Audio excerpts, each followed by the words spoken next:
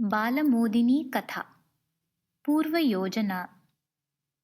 कालपुरं नाम राज्यं। तस्य राजा कालेश्वरः। तस्मिन् राज्ये कश्चन विशेषनियमः आसीत्। यः राजा भवेत् सः षडेयवर्षाणि राजत्वसुखम् अनुभवेत् इति। षण्णां वर्षाणाम् अनन्तरं सागरोपमस्य सरोवरस्य अपरस्मिन् तीरे स्थिते घोरारण्ये सः परित्यज्यते स्म। तत्र क्रूरमृगाः भवन्ति। तत्र गतः राजा अचिरातेव प्राणान् त्यजति स्म। क्रूरमृगाणाम् आहारतां याति स्म वा। यः राजपदवीं प्राप्नुयात् सः 3 वर्षाणि हर्षेण जीवति स्म। षष्ठस्य वर्षस्य समाप्तिकाले तु सः नितरां खिन्नमनस्कः भवति स्म।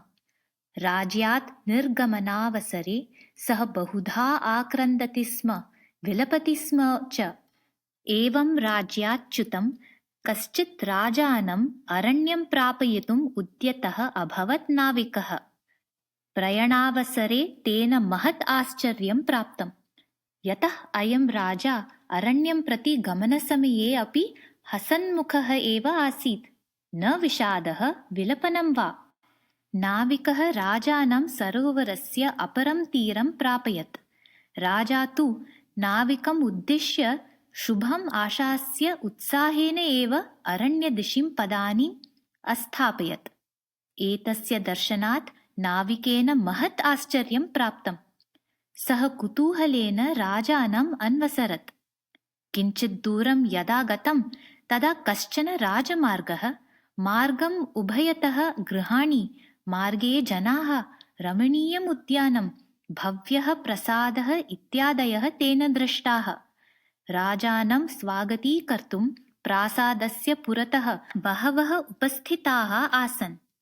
यस्मिन् अरण्ये क्रूराः जन्तवः वसन्ति इति जनश्रुतिः, तत्र कथम् अस्य प्रासादोद्यानगृहादीनां सद्भवः इति तेन नाविकेन न ज्ञातम्। स्वस्य कुतूहलं रोद्धुम् अशक्नुवन् सः अग्रे गत्वा राजानं प्रणम्य, महाराज, कथम् एतत् सर्वं सम्पन्नम् इति अपृच्छत्।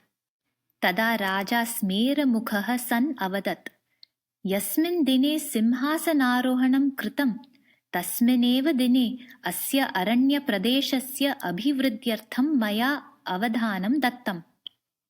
आदौ विशाला भूमिः कृषियोग्या कृता। ततः कृष्यर्थं जनाः नियुक्ताः। ते अत्रैव वसन्तः कृषिम् अकुर्वन्। वर्षद्वयाभ्यन्तरे अत्र विशालः ग्रामः निर्मितः। ततः मया मार्गाः परिकल्पिताः, उद्यानभवनप्रासादप्रभृत्यः अपि निर्मिताः। एवं मम निवृत्तिकाले अत्र एकं समृद्धं नगरं निर्मितमभवत्।